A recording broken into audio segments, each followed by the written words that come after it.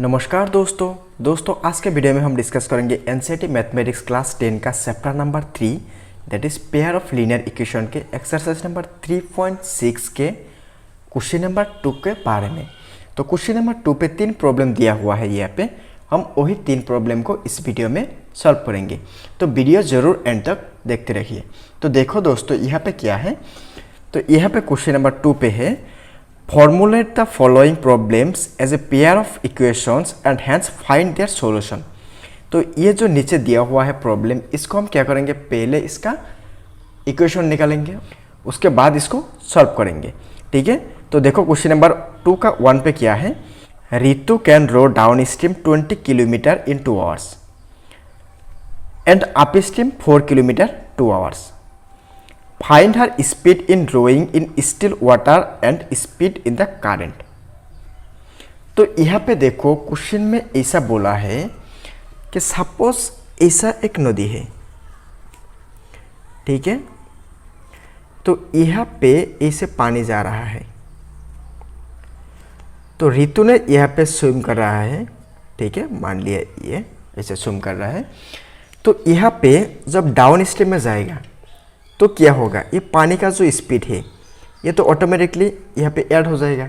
इसका मतलब क्या है, सपोज ऋतु ऐसे जा रहा है, ऋतु कहाँ पे है, नदी पे है, नदी पे क्या है, पानी है, तो पानी के ऊपर से जा रहा है, तो पानी भी यहाँ पे क्या हो रहा है, पानी भी इस साइड में जा रहा है, तो यहाँ पे ऋतु का स्पीड एंड पानी का स्पीड, तो दोनों स्पीड एक साथ आ रहा है।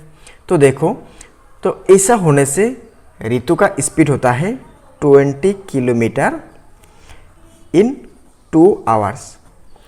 2 घंटा में 20 किलोमीटर जाते हैं, तो इसका मतलब क्या है, 1 घंटा में कितना किलोमीटर जाएगा, 10 किलोमीटर जाएगा पर आवर। 220 में जाएगा 10 टाइम्स किलोमीटर, तो ऐसा जाने से 1 घंटा में 10 किलोमीटर जाते हैं। दूसरा कंडीशन पे ऐसा है, अगर वो उल्टा साइड में आते हैं तो इस साइड में आएगा ऋतु। तो अभी देखो, अभी पानी तो इस साइड में जा रहा है, तो पानी इस साइड में, तो पानी इस साइड में पुश करेगा और वो इस साइड में आ रहा है, तो भी स्पीड कम हो जाएगा। तो भी ऋतु का स्पीड होता है 4 किलोमीटर इन 2 आवर्स। 2 घंटा में 4 किलोमीटर जाते हैं, तो 1 घंटा में कितना किलोमीटर जाएगा, 2 किलोमीटर जाएगा 1 घंटा में। ठीक है, तो ये हो गया डाउन स्ट्रीम में स्पीड और ये हो गया अप स्ट्रीम में स्पीड। ठीक है, तो अभी देखो इसको हम कैसे सॉल्व करते हैं। तो पहले लिख लेते हैं एक्सरसाइज नंबर 3.6 क्वेश्चन नंबर 2 का 1। सपोज हम एज्यूम कर लेंगे Ritu's speed of rowing still water is x।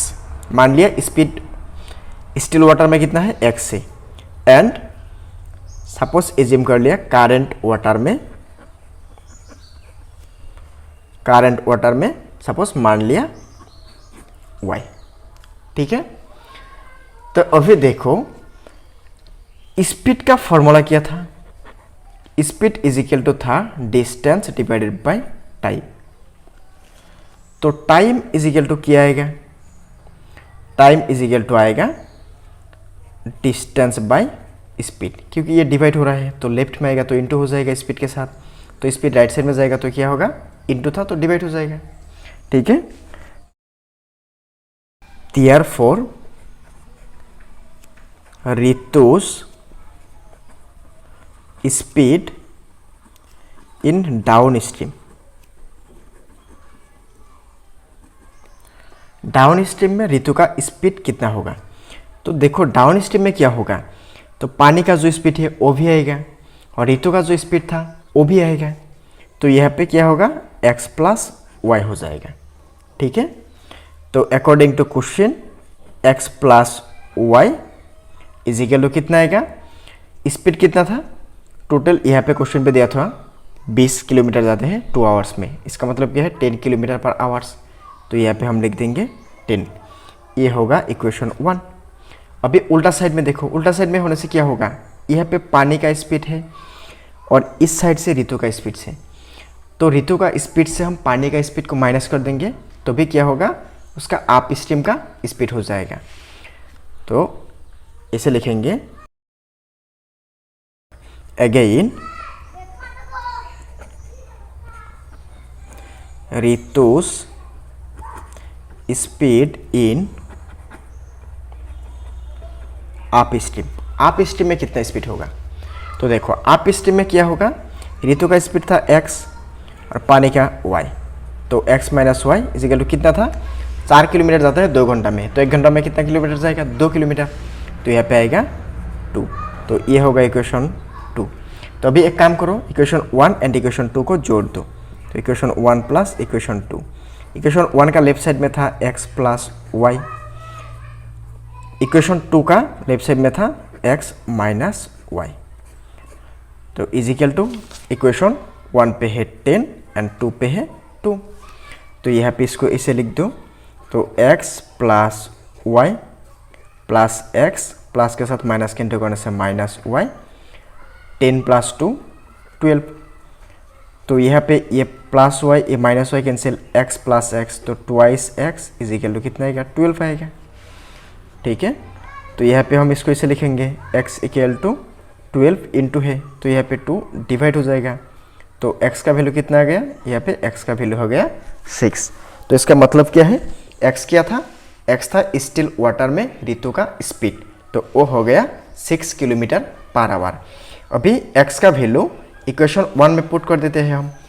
देखो इक्वेशन 1 में पुट करने से क्या होता है, यही पे पुट कर देते हैं। तो देखो इक्वेशन 1 पे क्या है, इक्वेशन 1 पे है x plus Y is equal to 10। तो अभी हम पुट कर देंगे x का वैल्यू, तो x का वैल्यू कितना है 6 है, तो 6 plus Y is equal to 10।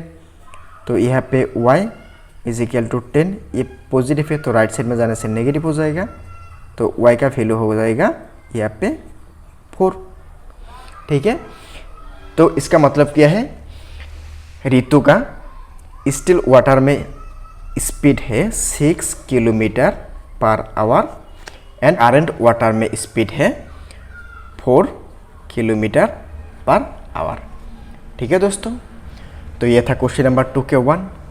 तो दोस्तों मेरा ये चैनल पे क्लास 10 का पूरा सिलेबस कराऊंगा, तो प्लीज़ मेरा चैनल को सब्सक्राइब कर दो और उसके साथ साथ बेल आइकन भी दबाओ और अपने सारे दोस्तों के साथ इस वीडियो को ज़रूर शेयर करो।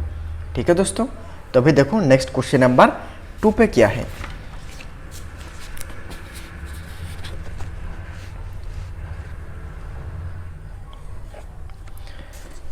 तो क्वेश्चन नंबर 2 पे देखो, 2 women and 5 men can together finish and embroidery work 4 days।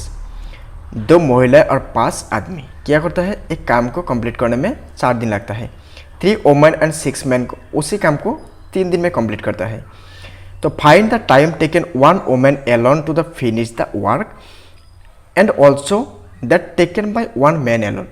तो उस काम को एक महिला और एक पुरुष ने अकेले करने के लिए कितना दिन लगेगा वो हम लोगों को निकालना पड़ेगा। ठीक है, तो देखो यहाँ पे हम पहले लिखेंगे ऐसे, लेट 1 woman alone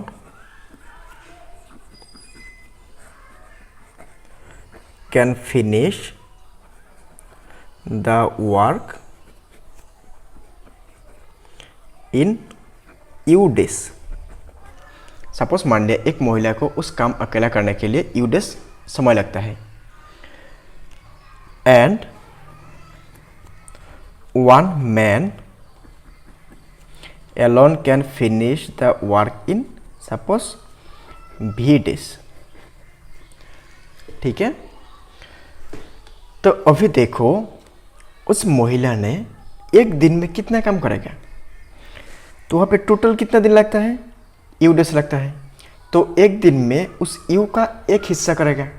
सिमिलरली उस पुरुष को कितना दिन लगता है, भी डेज लगता है, तो एक दिन में उस भी का दैट मीन्स पूरा का एक हिस्सा करेगा। तो हम इसको ऐसे लिखेंगे, therefore in 1 day woman can finish 1/u of the work। उस काम का 1/u हिस्सा कंप्लीट करेगा। सिमिलरली इन 1 डे उस पुरुष ने क्या करेगा, 1/v पार्ट और 1/v हिस्सा कंप्लीट कर लेगा। ठीक है, तो अभी देखो अकॉर्डिंग टू क्वेश्चन पे क्या था। क्वेश्चन का जो पहला कंडीशन था वहाँ पे देखो, वहाँ पे कितना महिला था, 2 था, और पुरुष कितना था, 5 था। तो इसको हम ऐसे लिखेंगे 2 और इसको लिखेंगे 5। तो 2 क्या था, महिला था, महिला के लिए हम यू लिया था और पुरुष के लिए भी लिया था। तो दोनों को प्लस करो, कितना समय लगा था वहाँ पे, 4 दिन। तो 4 और ऊपर में आएगा 1। तो ऐसा क्यों हो गया देखो, क्योंकि यू क्या होता है, यू एक महिला का टोटल कितना दिन लगेगा वो होता है यू, और भी होता है एक पुरुष का कितना दिन लगता है वो होता है भी। तो यहाँ पे 2/u का मतलब क्या है, वो 2 महिला ने पूरा का पूरा काम का 2 हिस्सा करेगा एक दिन में, और 5 पुरुष ने उस काम को 5 हिस्सा करेगा।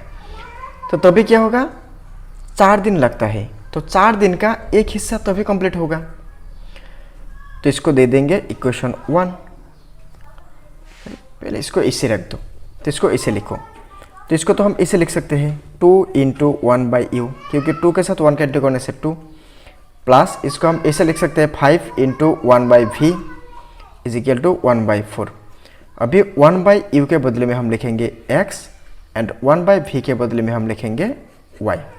तो इसको हम लिख देंगे 2x प्लस इसको लिख देंगे 5y = यहाँ पे है 1/4। तो इसको नाम दे दो इक्वेशन 1। ठीक है, तभी देखो दूसरा कंडीशन में क्या था।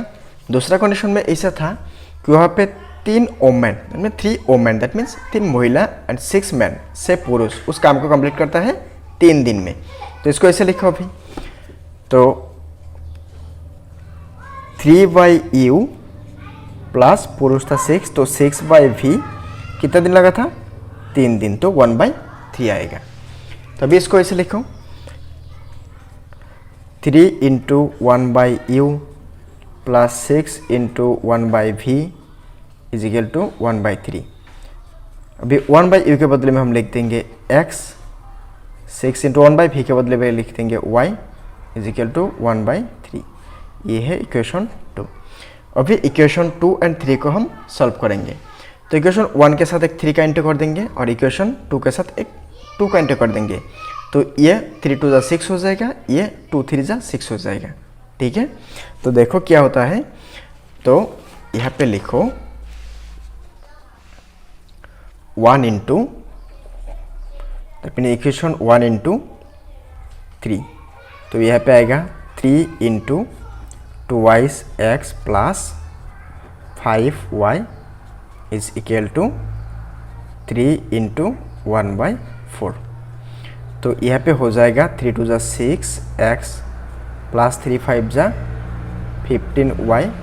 यहाँ पे आएगा 3 × 1 = 3 /4। इसको नाम दे दो इक्वेशन 3। और दूसरा पे इससे लिखो इक्वेशन 2 के साथ 2 इंटू कर दो। तो 2 इंटू यहाँ पे आएगा 23x प्लस 6y = 2 × 1/3। तो यहाँ पे 2 के साथ 3 के इंटू करने से 6, यहाँ पे x है तो x, 2 के साथ 6 के इंटू करने से 12y, यहाँ पे आएगा 2 × 1 = 2 /3। ऐसा हो जाएगा। तो इसको नाम दे देंगे इक्वेशन 4। ठीक है दोस्तों, तो अभी क्या करेंगे, अभी इक्वेशन हम 3 से इक्वेशन 4 को सब्ट्रैक्ट कर देंगे। तो इक्वेशन 3 में है 6x plus 15y minus equation 2 पे है माइनस इक्वेशन 4 पे है 6x माइनस 12y, यहाँ पे है 3/4, यहाँ पे है 2/3। ठीक है, तभी देखो यहाँ पे 6x कैंसिल, 15 से 12 जाएगा तो यहाँ पे कितना आएगा, 23y आएगा। और यहाँ पे हम क्या करेंगे, 3 के साथ 4 का मल्टीपल कर दो और यहाँ पे 3 के साथ 3 का मल्टीपल करने से 9, 4 के साथ 2 का मल्टीपल करने से 8। तो यहाँ पे आएगा thrice y is equal to 9 से 8 जाएगा तो 1, 4 इंटू 3 12।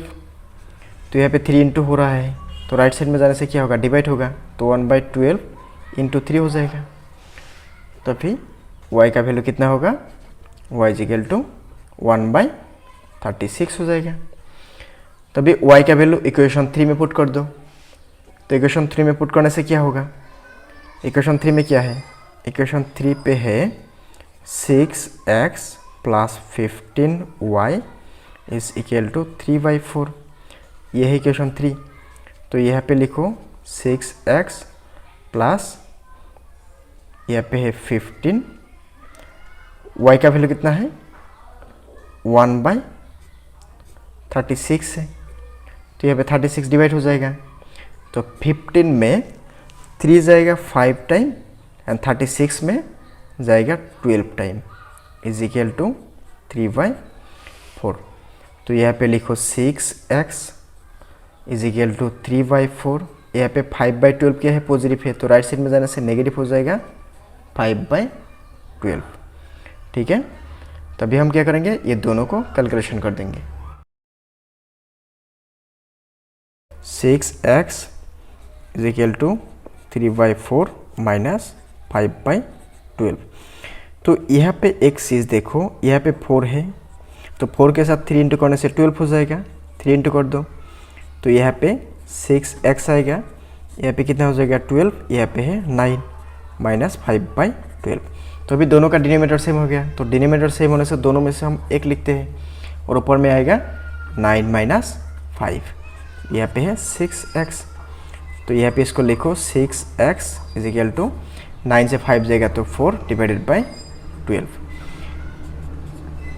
तो 4 में 4 जाएगा 1 टाइम, 12 में जाएगा 3 टाइम, तो x इज इक्वल टू यहाँ पे है 1/3 और ये 6 क्या है, इंटू है, तो राइट साइड में जाने से डिवाइड होगा, डिवाइड होने के बाद 3 के साथ इंटू हो जाएगा। तो यहाँ पे x का वैल्यू हो जाएगा 1/3 6 18। तो देखो x का वैल्यू क्या था, x मीन्स क्या था, x मीन्स ऐसा था 1/u इज इक्वल टू था x इज इक्वल टू 1/18। तो अभी 1 के साथ u का इंटू हो जाएगा, दैट मीन्स इसके साथ इसका इंटू करो और इसके साथ इसका इंटू करो। तो u के साथ 1 का इंटू करने से u और 1 के साथ 18 का इंटू करने से 18, तो u का वैल्यू हो गया 18। And y is equal to क्या था, y इज इक्वल टू था 1/v। तो y का वैल्यू कितना आ गया, y का वैल्यू आ गया 1/36 इज इक्वल टू 1/v। तो इसके साथ भी इसका इंटू और इसके साथ इसका इंटू, तो 1 के साथ v का इंटू करने से v, 1 के साथ 36 का इंटू करने से 36। तो इसका मतलब क्या है, उसी काम को एक वुमेन ने कंप्लीट करने के लिए 18 डेज लगेगा और एक मैन को 36 डेज लगेगा। तो इसका मतलब क्या है, उस पुरुष से ज़्यादा महिला ने उस काम को स्पीड में कर सकेगा। ठीक है, तो नेक्स्ट देखो क्वेश्चन नंबर 3 पे क्या है।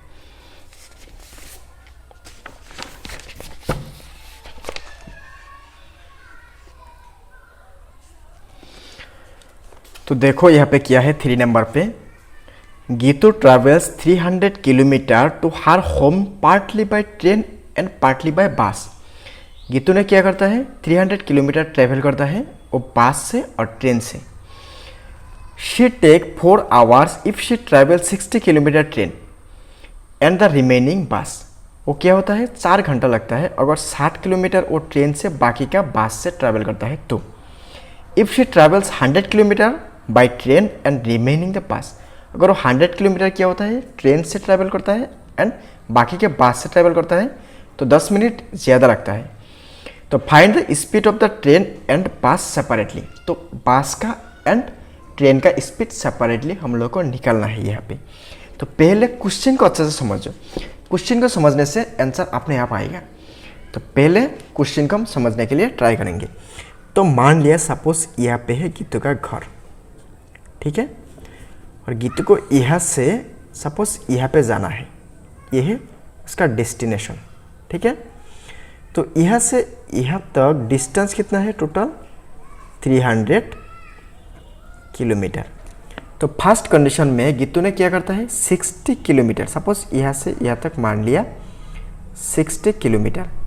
60 किलोमीटर क्या होता है, ट्रेन से जाते हैं, ट्रेन से 60 किलोमीटर जाते हैं।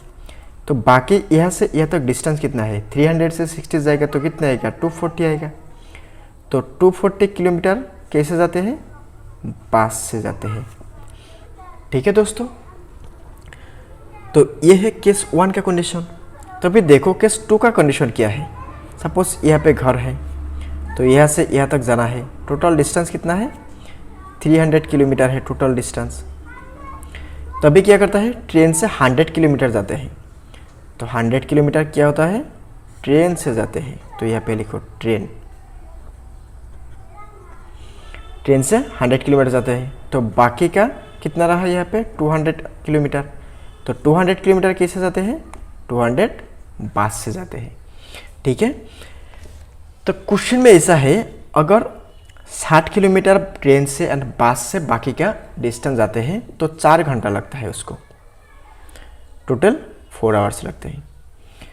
अगर ऐसे जाते हैं ट्रेन से 100 किलोमीटर, बस से 200 किलोमीटर, तो क्या होता है 4 घंटा तो लगता है ये, और 10 मिनट ज़्यादा लगता है। ठीक है, तो अभी हम लोग को क्या करना है, बस का एंड ट्रेन का जो स्पीड है वो स्पीड निकालना है। ये है हम लोगों का क्वेश्चन यहाँ पे। ठीक है, तो अभी हम क्या करेंगे, इसका सॉल्यूशन निकालेंगे। तो दोस्तों ये है एक्सरसाइज 3.6 का लास्ट क्वेश्चन एंड इस चैप्टर का लास्ट एक्सरसाइज का लास्ट क्वेश्चन है ये। तो दोस्तों अभी तक अगर मेरा चैनल को सब्सक्राइब नहीं किया तो प्लीज़ ज़रूर सब्सक्राइब करो और उसके साथ साथ बेल आइकन दबाओ और अपने सारे दोस्तों के साथ लास्ट में ये वीडियो ज़रूर शेयर करो। ठीक है दोस्तों, तो देखो अभी क्वेश्चन नंबर 3 पे क्या है, let the speed of the train. Suppose मान लिया ट्रेन का स्पीड है x किलोमीटर पर आवर। ठीक है, and the speed of the bus, बस का मान लिया y किलोमीटर पर आवर। ठीक है, तो देखो स्पीड का फॉर्मूला क्या था, स्पीड का फॉर्मूला क्या था, टोटल डिस्टेंस कितना कवर करता है, टोटल टाइम कितना लगता है, ऐसा था। तो टाइम यहाँ पे डिवाइड है, तो लेफ्ट साइड में आएगा तो क्या होगा, स्पीड के साथ टाइम का इंटू हो जाएगा, यहाँ पे डिस्टेंस रहेगा। तो स्पीड टाइम से क्या हो रहा है, यहाँ पे इंटू हो रहा है। तो राइट साइड में जाने से क्या होगा, डिस्टेंस के नीचे जाएगा स्पीड, दैट मीन्स डिस्टेंस से डिवाइड हो जाएगा। तो देखो अभी यहाँ पे 60 किलोमीटर जाने के लिए कितना समय लगा था उस ट्रेन को, अगर स्पीड x होता है तो हम इसको ऐसे लिखेंगे, now time taken by train to cover 60 kilometre. तो ऊपर में क्या होता है टाइम के लिए, ऊपर में क्या होता है डिस्टेंस, डिस्टेंस कितना कवर किया 60 किलोमीटर, तो ऊपर में 60 किलोमीटर लिखो और नीचे लिखो टाइम कितना लगा था, टाइम लगा था और सॉरी स्पीड क्या था, स्पीड था ट्रेन का x, तो यहाँ पे x लिखो। ठीक है, तो यहाँ पे आएगा क्या x किलोमीटर पर आवर, तो ये किलोमीटर कैंसिल हो जाएगा, तो यहाँ पे आएगा 60/x, यहाँ पे आवर आएगा, क्योंकि हम यहाँ पे टाइम निकल रहे हैं तो टाइम निकलने के लिए आवर आएगा। अगर हम डिस्टेंस निकलते तो किलोमीटर आते और स्पीड निकलने से किलोमीटर पर आवर ऐसे आते। ठीक है, तो नेक्स्ट देखो हम ऐसे लिखेंगे, टाइम टेकन बाय बस, बस को कितना टाइम लगा था, कितना किलोमीटर, बाकी कितना था 240 किलोमीटर, तो 240 किलोमीटर जाने के लिए बस को कितना टाइम लगा था, तो 240 डिवाइडेड बाय बस का क्या था y आवर। तो अकॉर्डिंग टू क्वेश्चन देखो यहाँ पे पहला कंडीशन में ट्रेन से 60 किलोमीटर एंड बस से 240 किलोमीटर जाने के लिए समय लगा था 4 आवर्स। तो यहाँ पे लिखो इसे, ट्रेन से जाने के लिए समय लगा था 60/x एंड बस से जाने के लिए 240/y। तो दोनों को जोड़ देने से 4 आवर आएगा, क्योंकि क्वेश्चन में ऐसा ही था। ठीक है, तो अभी हम इसको ऐसे लिखेंगे 60 × 1/x plus 240 × 1/y is to 4, इसे लिख सकते हैं। तो यहाँ पे 1/x के बदले में लिख दो p एंड 1/y के बदले में लिख दो यहाँ पे q। तो यहाँ पे क्या आएगा, ये 60 p हो जाएगा और ये हो जाएगा 240 q इज इक्वल टू 4। ठीक है दोस्तों, तो इसको नाम दे दो इक्वेशन 1। एंड दूसरा कंडीशन पे देखो क्या था, दूसरा कंडीशन पे ऐसा था, अगर 100 किलोमीटर ट्रेन से जाते हैं एंड 200 किलोमीटर बस से जाते हैं तो 4 घंटा लगता है और एक्स्ट्रा 10 मिनट लगता है। तो यहाँ पे हम इसको ऐसे लिखेंगे। तो पहले देखो, तो यहाँ पे क्या था, 60 था, लेकिन अभी क्या है, अभी ट्रेन से गया है 100 किलोमीटर, तो यहाँ पे आएगा 100/x एंड बस से कितने किलोमीटर गए हैं, तो अभी 200 किलोमीटर, तो 200 बाई क्या आएगा y। तो दोनों को जोड़ देने से कितना होता है, 4 आवर्स होता है और एक्स्ट्रा कितना होता है, 10 मिनट। तो 10 मिनट को हम कैसे लिख सकते हैं, देखो 10 मिनट मतलब क्या है, 1 घंटा का 10 मिनट होता है। तो इसका मतलब क्या है, 10/60, हम इसको ऐसे लिख सकते हैं। ठीक है, तो 1 घंटा का यहाँ पे क्या होता है, 10 मिनट लेता है, तो यहाँ पे लिख दो 10/60 इतना घंटा लगता है। तभी हम इसको ऐसे लिखेंगे 100 × 1/x प्लस इसको लिखेंगे 200 × 1/y। 100 के साथ 1 कैंसिल करने से 100/x, 200 के साथ 1 कैंसिल करने से 200/y। एंड यहाँ पे है 4 का नीचे में कितना है, 1 है, तो इसको हम ऐसे लिख सकते हैं 60 लिखो और यहाँ पे 4 के साथ ये 60 का इंटू करो, तो 4 इंटू क्या आएगा 60 प्लस यहाँ पे है 10। तो अभी हम क्या करेंगे, यहाँ पे 100 लिखेंगे और 1/x के बदले में क्या था, p, तो यहाँ पे 100p प्लस 200, 1 का y के बदले में था q, और यहाँ पे देखो 4 के साथ 60 का इंटू करने से कितना आएगा, 4 6 जा, यहाँ पे आएगा 24, यहाँ पे है एक 10, तो 240 के साथ 10 का जोड़ देने से कितना आएगा, 250 आएगा, डिवाइडेड बाई क्या है, यहाँ पे है 60। तो ये 0 कैंसिल होने से 25/6 आएगा। तो इसको डायरेक्ट हम लिख देते हैं 25/6, इसको नाम दे दो इक्वेशन 2। अभी देखो इक्वेशन 1 पे कितना है, 60p 24q, यहाँ पे इक्वेशन 2 पे कितना है, 100p 200q। तभी हम क्या करेंगे, इसके साथ एक 10 का इंटू कर देंगे, तो ये 60 से 600 हो जाएगा, और यहाँ पे एक 6 इंटू कर देंगे 600 हो जाएगा, तो ये दोनों आपस में कैंसिल हो जाएगा। तो इसको ऐसे लिखो, equation 1 into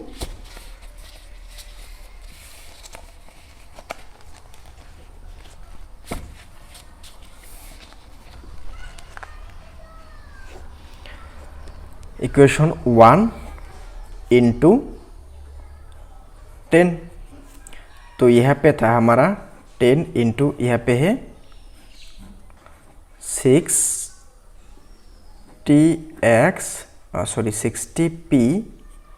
plus 240q is equal to यहाँ पे 10 इंटू कितना हो जाएगा, 4।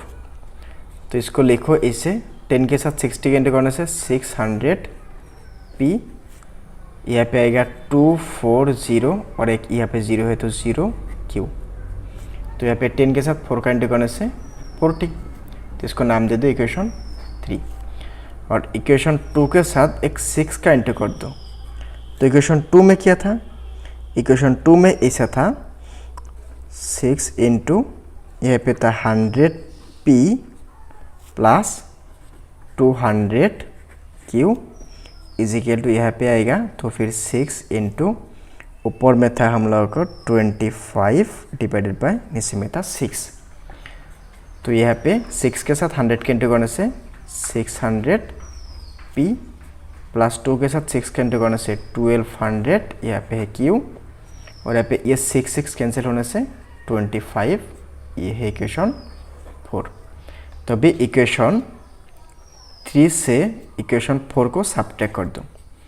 तो इक्वेशन 3 में क्या है, 600p प्लस 2400q, यहाँ से माइनस कर देंगे ये दोनों को, तो 600p माइनस यहाँ पे आएगा 1200q इजिकल टू यहाँ पे है 40 माइनस 25।